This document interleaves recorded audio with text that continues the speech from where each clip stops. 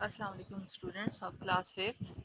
Today we are going to study in science unit 2 that is related to microorganism, health and disease.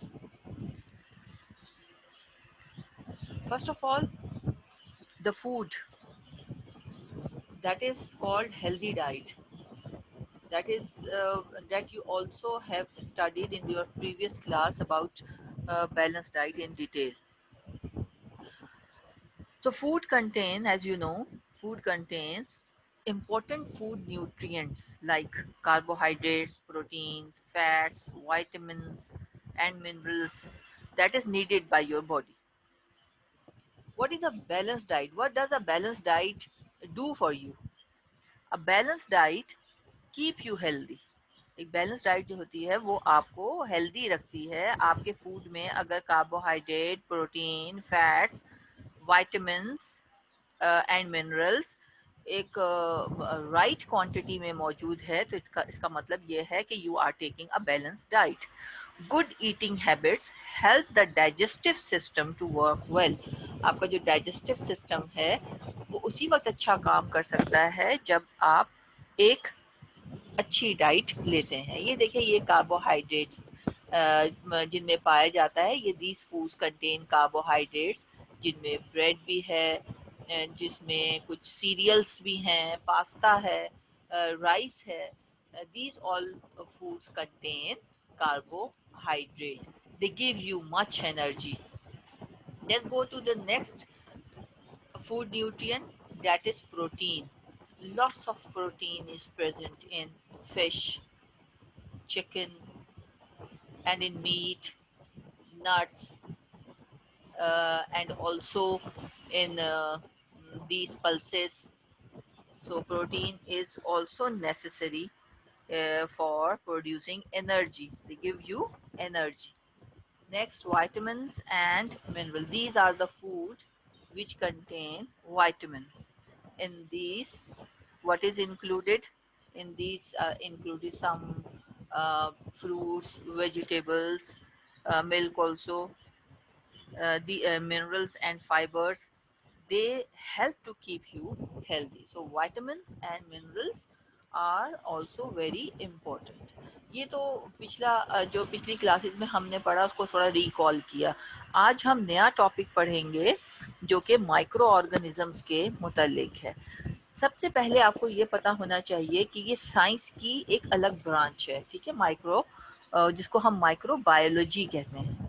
The branch of science that deals with the study of microorganism is called microbiology, and the person who studies microbiology is called microbiologist. तो वो scientist जो कि microbiology पढ़ता है, research करता है, उसको हम माइक्रोबायोलॉजिस्ट कहते हैं.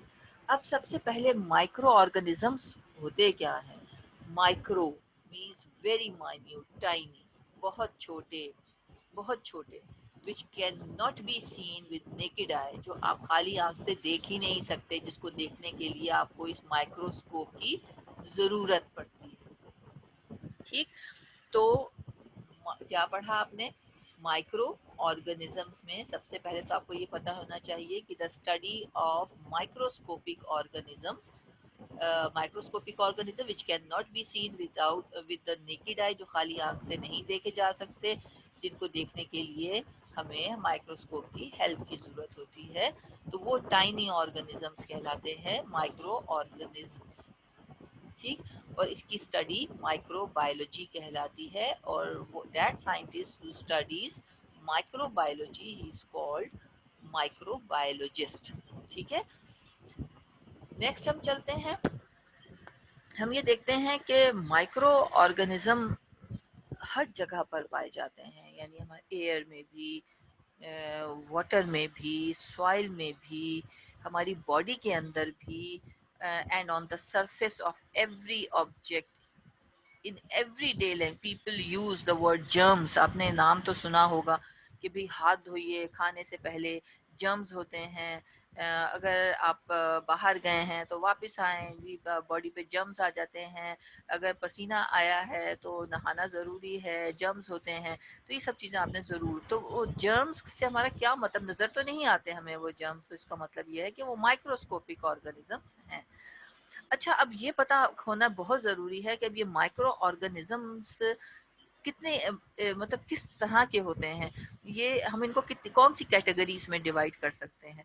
तो माइक्रो ऑर्गेनिजम्स जो होते हैं ये यूनिसेलुलर होते हैं, बास तो इतने छोटे होते हैं कि वो सेल से भी छोटे होते हैं, यानी उनके अंदर बहुत ही सिंपल सी चीज़ें, तीन चीज़ें बस पाई जाती हैं उनके अंदर, कुछ कॉम्प्लेक्स होते हैं यूनिसेलुलर ऑर्गेनिज्म। तो यूनिसेलुलर ऑर्गेनिजम्स कौन से होते हैं, सिंगल सेल ऑर्गेनिज्म जो कि एक सेल पर मुश्तमिल होते हैं। अब ये kind of micro organisms, there are four kinds of micro organisms. ये वायरस की डिफरेंट फॉर्म्स हैं जिसकी मैंने आपको पिक्चर यहाँ पर दिखाई है। सिफेरिकल, ये इन्फ्लुएंजा जिससे कि नज़ला होता है, ये वो वाला वायरस है, ठीक है। ये पॉलीहेड्रल है, इसके अंदर कितने, इसके अंदर जो है वो कितनी ज़्यादा, देखें यहाँ पर इसके कोने बने हुए हैं, तो कोने बने हुए हैं, और ये जो है ये देखें ये थोड़ा सा सिलेंड्रिकल है, लंबा है, ठीक है। तो ये जो चीज़ ये है, ये कॉम्प्लेक्स वायरस है, दे आर डिफरेंट। एक और अच्छी बात मैं आपको बताऊं कि ये they are not completely living and not completely dead, they are taken in between living organism and dead organism. क्यों?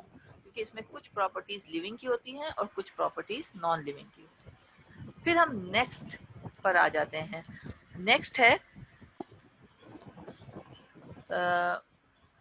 Next bacteria. नेक्स्ट है बैक्टीरिया जो कि वायरस के बाद जो उससे बड़ा होता है थोड़ा, उसको हम बैक्टीरिया, ये भी बहुत सिंपल सा स्ट्रक्चर है इसका, इसको भी देखने के लिए हमें बहुत हाई पावर का माइक्रोस्कोप ज़रूरत होता है। वायरस से बहरहाल ये बड़ा होता है और लिविंग ऑर्गेनिजम्स में इसका शुमार होता है। वायरस तो इन between living and non living thing होता है, ठीक है। ये भी मुख्तलिफ किस्म, ये जहाँ हमारे लिए ये जहाँ हमारे लिए फ़ायदेमंद है, वहीं पर ये हमें नुकसान भी पहुँचाता है, हमारी बॉडी बीमार भी, हमें बीमार भी करता है। अब देखें जैसे योगर्ट वगैरह है वो हम बैक्टीरिया की मदद से ही बनाते हैं। इसके अलावा चीज़ जो है वो भी बैक्टीरिया की मदद से ही बनता है। बटर जो है, these are all prepared using bacteria. लेकिन ये जहाँ हमारे लिए अच्छा है वहीं पर हमारे लिए बीमारियां भी लेकर आता है, जैसे टाइफाइड, नमूनिया। तो ये जहाँ फ़ायदेमंद है वहाँ पर ये भी यूनिसेलुलर माइक्रो ऑर्गेनिज्म की सेकंड फॉर्म है, ठीक है। फोर काइंड्स बताई ना मैंने आपको, तो ये दो काइंड्स तो हो गई। अब हम जाते हैं थर्ड काइंड की तरफ जो कि है प्रोटोजोआ। प्रोटोजोआ ये थोड़ा सा कॉम्प्लेक्स स्ट्रक्चर आ गया, है तो ये भी यूनिसेलुलर ही, लेकिन इनके अंदर काफ़ी दूसरी चीज़ें भी पाई जाती हैं। जैसे बैक्टीरिया के अंदर तो प्रॉपर न्यूक्लियस नहीं था, अब इनके अंदर प्रॉपर न्यूक्लियस भी होता है और कुछ थोड़ा स्ट्रक्चर इनका कॉम्प्लेक्स होता है, ठीक है। फिर फोर्थ काइंड की तरफ हम चलते हैं जिसको हम फंजाई कहते हैं। ये भी एक प्लांट्स की एक ब्रांच है, जिसकी मैंने आपको सिंपल सा एक एग्जाम्पल ली है, नहीं तो इसकी फंजाई डिफरेंट किस्म की होते हैं। ये देखें ये मशरूम है, बड़े शौक से खाते हैं आप। आपको पता है कहाँ ग्रो करते हैं ये? They grow on Dang of debris, यानी ये गंदगी के ढेर पर जो होते हैं ये ग्रो करते हैं। इनको इनको जो कल्टीवेट करते हैं, इनको वो बड़ी एहतियात से करते हैं क्योंकि फ्यू मशरूम्स आर पॉइजनस। तो बच्चों ये तो थी इसकी फोर काइंड्स। अब इसके बाद हम पढ़ेंगे, सबसे पहले मैंने आपको फोर काइंड्स में तो बताया ना वायरस। तो वायरस हमें क्या करता है, वायरस डिफरेंट काइंड्स के होते हैं, they are smaller than bacteria. Virus can grow and survive only when they are in living cell of organ, ये कभी भी बाहर ग्रो नहीं कर सकते, सिर्फ जब तक लिविंग ऑर्गेनिज्म के अंदर होते हैं तो ये सर्वाइव करते हैं, ये फेवरेबल कंडीशंस के अंदर सरवाइव करते हैं। अगर अनफेवरेबल कंडीशन होती है तो फिर ये अपने आप को क्रिस्टलाइज कर लेते हैं। नॉन लिविंग थिंग्स की तरह। इसी वजह से हम इनको कहते हैं कि ये लिविंग और नॉन लिविंग के बीच में तस्वुर किए जाते हैं। दे multiply rapidly in warm and moist. इनके लिए सबसे अच्छा एटमॉस्फेयर क्या होता है, वो वार्म एंड मॉइस्ट, यानी नर्म और मरतूब, यानी मॉइस्ट किसे कहते हैं, नमी वाला। They are harmful to animal and plants and can cause many diseases. ठीक, ये एनिमल्स के लिए भी और प्लांट्स के लिए भी बहुत नुकसानदेह हैं। सम illness caused by the virus in human are influenza, chickenpox, cold, measles, mumps, hepatitis। ये कुछ मुख्तलिफ किस्म की बीमारियां हैं जिसकी जो कि वायरस की वजह से ही होती हैं। फिर इसके बाद हम आते हैं बैक्टीरिया की तरफ, जो उससे वायरस से थोड़ा सा बड़ा है। Bacteria are unicellular organism, they are also unicellular, second kind of micro organism. They grow and multiply rapidly. ये बहुत जल्दी जल्दी ग्रो करते हैं, अपने आप को मल्टीप्लाई करते हैं। Bacterial cell exist in 3 basic shapes. 3 basic shapes में ये पाए जाते हैं, गोल शेप में भी, रॉड शेप में भी और स्पाइरल शेप में भी ये पाए जाते हैं। They can cause illness like typhoid, pneumonia. Not all bacteria are harmful. Some of them are very useful for humans and other animals and plants. जैसे कि इनकी मदद से हम योगर्ट बनाते हैं, जैसे मैंने आपको पहले बताया। अच्छा, एक और बात बड़ी इंपॉर्टेंट, आपको पता है कि कुछ बैक्टीरिया आपकी बॉडी के अंदर भी रहते हैं, हाँ, और डाइजेस्टिव सिस्टम के अंदर, और they help in the digestion of your food. तो कुछ बैक्टीरिया हमारे लिए, और बदले में हमसे क्या लेते हैं, बदले में हम हमारी बॉडी से उनको फूड भी मिलता है, वो शेल्टर भी लेते हैं। ठीक है, तो इसको कहते हैं सिम्बियोटिक रिलेशनशिप। जब आप किसी के लिए काम कर रहे हो तो कोई दूसरा भी आपको फायदा पहुंचा रहा हो। ठीक है, तो नेक्स्ट है जो हमने फंजाई के बारे में, तीसरी जो काइंड है वो है फंजाई, जिसके बारे में मैंने आपको बताया, जिसकी एक एग्जांपल मैंने ली वो मशरूम की।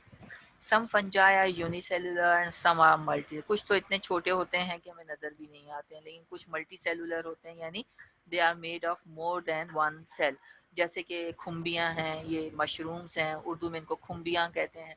ये तो आप देख सकते हैं ना, तो इसका मतलब ये है कि ये यूनिसेलुलर नहीं है। ये कैसे हैं, ये they are made up of more than one cell. The fungi include, इनको हम मैक्रोस्कोपिक कहते हैं। ठीक है, they can be microscopic and macroscopic. Microscopic जो माइक्रोस्कोप से देखे जाते हैं, मैक्रोस्कोपिक जो विदाउट दैट।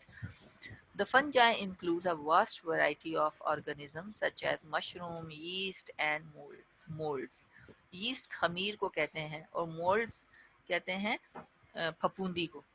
जैसे कि फफूंदी, ऐसा समझें जैसे आपने कभी सड़ा हुआ लेमन देखा है, सड़ा हुआ ऑरेंज देखा है, वो मोल्ड्स कहलाते हैं। वो एक किस्म का फंजाई उसको लग जाता है जो उसको सड़ा देता है।